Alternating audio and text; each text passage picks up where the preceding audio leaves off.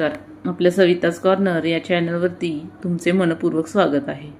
यंदाची वटपौर्णिमा 2026 ही 29 जून सोमवारी येत आहे. तर या दिवशी आपल्या राशीनुसार काही खास उपाय केल्यास आपल्या सुखसमृद्धीत वाढ होऊन आपल्याला अखंड सौभाग्य प्राप्त होऊ शकते. अतिशय सोपे आणि सरळ असे उपाय आहेत. ते आपण पूजा करतानाच करावायचे आहेत. ते मी आज तुम्हाला सांगणार आहे. तर 12 राशीनुसार महिलांनी वटपौर्णिमेला कोणते उपाय करावेत जेणेकरून वैवाहिक जीवनात प्रेम, शांतता, आर्थिक प्रगती आणि सकारात्मक ऊर्जा वाढेल ते पाहूयात. त्या अगोदर माझ्या सविताज कॉर्नर या चॅनलवरती जर तुम्ही नवीन असाल तर माझ्या चॅनलला जरूर सबस्क्राईब करा. व्हिडिओ आवडल्यास लाईक करा. कमेंटमध्ये जय सावित्री माता, जय पार्वती माता असे लिहायला विसरू नका. आणि राशीनुसार हे अतिशय सोपे उपाय नक्की करून पहा. उपाय आवडल्यास कमेंट करून जरूर कळवा. आता राशीनुसार उपाय बघताना ज्याप्रमाणे सावित्रीने आपल्या पती सत्यवानाचे प्राण यमराजांकडून परत मिळवले होते, त्याप्रमाणे आपण देखील या दिवशी वडाच्या झाडाची पूजा करून अखंड सौभाग्य, पतीचे दीर्घायुष्य आणि सुखसमृद्धी तसेच कौटुंबिक आनंदाची प्रार्थना केली तर ती आपल्याला नक्कीच प्राप्त होते. आणि हे छोटे छोटे उपाय केल्याने आपल्याला त्याचे फळ देखील प्राप्त होते. तर राशीनुसार पहिली रास आहे मेष रास. मेष राशीच्या महिलांनी पूजेदरम्यान लाल रंगाची फुले नक्की अर्पण करावीत. त्यांना शक्य असल्यास लाल रंगाची साडी त्यांनी जरूर नेसावी. ओम नमः शिवाय या मंत्राचा या दिवशी 108 वेळा जप करावा. यामुळे पती-पत्नीमधील प्रेम अधिक दृढ होते. आणि या दिवशी तुम्ही गहू तसेच गूळ नक्की दान करावेत. या गोष्टी मेष राशीच्या लोकांनी वटपौर्णिमे दिवशी नक्की करावयाच्या आहेत. त्यानंतरची रास आहे वृषभ रास. वृषभ राशीच्या महिलांनी पांढरी फुले आणि खडीसाखर या दिवशी वडाच्या झाडाला अर्पण करायचे आहे. तसेच ओम श्री महालक्ष्मी नमः या मंत्राचा जप नक्की करावा. एखाद्या गरजू महिलेला साडी किंवा सौभाग्याचे साहित्य दान केल्यास त्याचे विशेष पुण्य या दिवशी प्राप्त होते. त्यामुळे या दिवशी वृषभ राशीच्या महिलांनी हे नक्की करावयाचे आहे. सौभाग्याच्या वस्तू किंवा साडी नक्की दान करावयाची आहे. यानंतरची रास आहे मिथुन रास. मिथुन राशीच्या महिलांनी हिरव्या रंगाच्या बांगड्या आणि मूग या दिवशी नक्की अर्पण करावयाचे आहेत. तर वडाची पूजा करताना हिरव्या रंगाच्या बांगड्या आणि मूग मिथुन राशीच्या लोकांनी सुवासिनींनी अर्पण कराव्यात. ओम बुधाय नमः या मंत्राचा नक्की जप करावा. लहान मुलांना फळे किंवा पुस्तके दान केल्यास त्याचे शुभ परिणाम नक्कीच प्राप्त होतात. यानंतरची राशी आहे कर्क रास. कर्क राशीच्या महिलांनी दूध, तांदूळ आणि पांढरी फुले या दिवशी नक्की अर्पण करावीत. ओम सोमाय नमः या मंत्राचा देखील नक्की जप करावा. गरिबांना दूध किंवा तांदूळ दान करणे अत्यंत शुभ ठरते. या दिवशी कर्क राशीच्या लोकांनी या गोष्टी नक्की लक्षात ठेवाव्यात. यानंतरची रास आहे सिंह रास. सिंह राशीच्या महिलांनी लाल किंवा केशरी फुले वडाला नक्की अर्पण करायचे आहेत. तसेच सूर्यदेवांना अर्घ्य द्यावे. ओम सूर्याय नमः या मंत्राचा किमान 11 किंवा 108 वेळा नक्की जप करायचा आहे.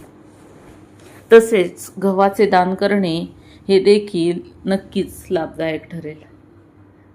यानंतरची रास आहे कन्या रास. कन्या राशीच्या महिलांनी हिरव्या रंगाचे वस्त्र परिधान करावे. दुर्वा अर्पण करून ओम बुधाय नमः या मंत्राचा नक्की जप करावा. यामुळे विद्यार्थ्यांना शैक्षणिक साहित्य देखील दान करण्याने या दिवशीचे संपूर्ण फळ कन्या राशीला नक्कीच प्राप्त होईल. तर कन्या राशीच्या महिलांनी हिरव्या रंगाचे वस्त्र या दिवशी नक्की परिधान करायचे आहे. यानंतरची राशी आहे तुळा रास. तुळ राशीच्या महिलांनी गुलाबी किंवा पांढरी फुले वडाला अर्पण करायचे आहेत. ओम शुक्राय नमः या मंत्राचा नक्की जप करायचा आहे. सुगंधी वस्तू किंवा वस्त्रे दान केल्यास वैवाहिक जीवन त्यांचे अधिक आनंदी राहते. त्यामुळे तूळ राशीच्या लोकांनी या दिवशी सुगंधी वस्तू किंवा वस्त्रे नक्की दान करायचे आहेत. यानंतरची राशी आहे वृश्चिक रास.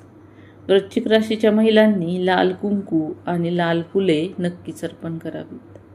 ओम मंगळाय नमः या मंत्राचा या दिवशी त्यांनी नक्की जप करायचा आहे. मसूर डाळ किंवा गूळ या दिवशी वृश्चिक राशीच्या लोकांनी दान करावयाचे आहे. मी सांगत असलेल्या गोष्टी या दिवशी नक्की दान करायच्या आहेत. धनुराशीच्या महिलांनी हळद आणि पिवळी फुले अर्पण करावीत.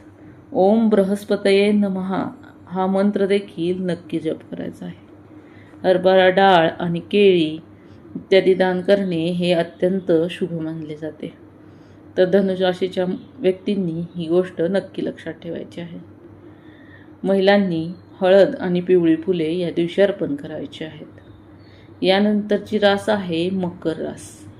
मकर राशीच्या महिलांनी काळे तीळ नक्की अर्पण करायचे आहेत. ओम शनैश्चराय नमः या मंत्राचा त्यांनी जप करावयाचा आहे. या महिलांनी गरिबांना काळी उडीद डाळ किंवा चप्पल दान करणे अत्यंत लाभदायक ठरेल. तर या दिवशी हे दान करावयाचे आहे. त्यानंतरची रास आहे कुंभरास. कुंभराशीच्या महिलांनी निळी फुले किंवा काळे तीळ नक्की अर्पण करावेत. शनिदेवांची प्रार्थना करावी. पानपोई किंवा पिण्याच्या पाण्याची व्यवस्था करणे हे अत्यंत शुभ मानले जाते. तर कुंभराशीच्या लोकांनी हे नक्की लक्षात ठेवायचे आहे. यानंतरची रास आहे मीन रास. मीन राशीच्या महिलांनी पिवळी फुले आणि हळद नक्की अर्पण करावी. ओम नमो भगवते वासुदेवाय या मंत्राचा नक्की जप करावा. गुरूंना किंवा ब्राह्मणांना केळी, हरभरा डाळ किंवा धार्मिक ग्रंथ इत्यादी दान करावेत. तर मीन राशीच्या लोकांनी पिवळी फुले किंवा हळद नक्की अर्पण करावयाचे आहे. हे राशीनुसार सांगितलेले उपाय वटपौर्णिमे दिवशी महिलांनी नक्की करावेत. तसेच सर्व राशीसाठी विशेष असे काही सोपे उपाय मी तुम्हाला सांगत आहे. म्हणजे या गोष्टी आपण वटपौर्णिमे दिवशी नक्कीच करत असतो. त्यापैकी वडाच्या झाडाला 7, 11 किंवा 108 प्रदक्षिणा नक्की घालाव्यात. कच्चा सूत गुंडाळून अखंड सौभाग्याची प्रार्थना करावी. माता सावित्री आणि सत्यवान यांची कथा श्रद्धेने ऐकावी. ही कथा मी आपल्या चॅनलवरती आधीच्या व्हिडिओमध्ये अपलोड केलेली आहे. पतीच्या दीर्घायुष्यासाठी मनापासून प्रार्थना करावी. घरातील ज्येष्ठ व्यक्तींचा आशीर्वाद घ्यावा. शक्य असल्यास गरजू महिलांना अन्न, फळे किंवा सौभाग्याचे साहित्य दान करावे. हे उपाय धार्मिक श्रद्धा, पारंपरिक मान्यता आणि ज्योतिषीय समजुतीवर आधारित आहेत.